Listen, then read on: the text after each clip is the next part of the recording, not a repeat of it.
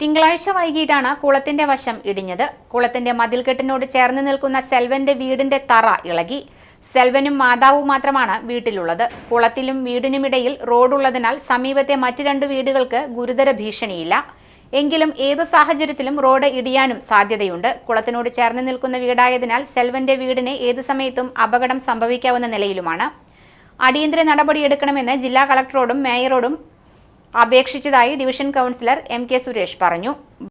ഇന്നലെ ഏകദേശം ഒരു 7 മണി 7:30 കൂടിയാണ് ഭീകരമായ ശബ്ദത്തോടുകൂടി ഈ മതിൽ കുളത്തിലേക്ക് വീഴുന്ന ശബ്ദം നാട്ടുകാർ അറിയാൻ കഴിഞ്ഞത്. അപ്പോൾ അതിൻ്റെ ഭാഗമായി തന്നെ കുളത്തിനോടനുബന്ധിച്ച കോർപ്പറേഷൻ റോഡിൻ്റെ ഭാഗം കുളത്തിലേക്ക് ഇടിഞ്ഞ് നീങ്ങുകയുണ്ടായി.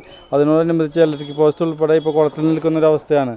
തൊട്ടടുത്തുള്ള ഒരു വീട് വളരെ അപകടകരമായ അവസ്ഥയിലാണ്. നിങ്ങൾക്ക് ഈ മീഡിയയിൽ കാണാൻ കഴിയും. തൊട്ടടുത്തുള്ള വീടിൻ്റെ തറ വരെ അതിൻ്റെ ഉള്ളിലത്തെ മണ്ണ് വരെ ഒലിച്ചു പോയിട്ടുള്ള ഒരു 6 അടിയോളം കുളം ഇങ്ങോട്ട് തള്ളി വന്നേക്കാണ് മതിലിടിഞ്ഞ് പോയിട്ട്. ഇത് ഏകദേശം ഒരു 60-70 വർഷത്തോളം പഴക്കമുള്ള 10 അടിയോളം ഉയരമുള്ള മതിലാണ്. ബലക്ഷയം തന്നെയാണ് ഇതിൻ്റെ പ്രശ്നം.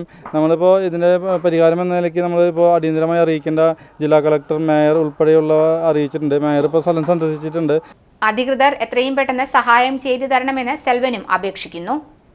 ഞാനെന്താ പറയുക, ഞാൻ വിഷമിച്ചിട്ടായിരിക്കുന്നത്. ഞാൻ എവിടെ ഉണ്ടായിരുന്നു. ഞാൻ അമ്മയും മാത്രമുള്ള വീട്ടിൽ. വീട് ഇപ്പോൾ പണിതിട്ട് 2 മാസമായിട്ടുള്ള കടമൊക്കെ മേടിച്ചിട്ട് ചെയ്തത്.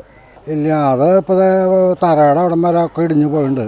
അതിപ്പോൾ തൽക്കാലത്തിന് എന്തോ കരിങ്കല്ലും കഴിച്ചിട്ട് വീട് പോകാതിരിക്കാൻ എന്തോ കുറച്ച് പണികൾ ചെയ്യുന്നുണ്ട്. മേയർ വന്നിട്ട് എന്തെങ്കിലും ചെയ്യാമെന്നൊക്കെ പറഞ്ഞിട്ട് പോയിട്ടുണ്ട്. കുളത്തിന്റെ വശത്ത് നിന്നിരുന്ന ഇലക്ട്രിക് പോസ്റ്റിനെ ഇളക്കം വന്നത് മാറ്റി സ്ഥാപിക്കാൻ KSEB അടിയന്തരമായി ഇടപെട്ടു. പ്രദേശവാസികൾ ചേർന്ന് ഇടിഞ്ഞു വീണ കുളത്തിന്റെ മതിൽ പുനർനിർമ്മിച്ച് വീടിന് സംരക്ഷണമൊരുക്കാനുള്ള നീക്കം ഇതിനോടകം ആരംഭിച്ചു കഴിഞ്ഞു.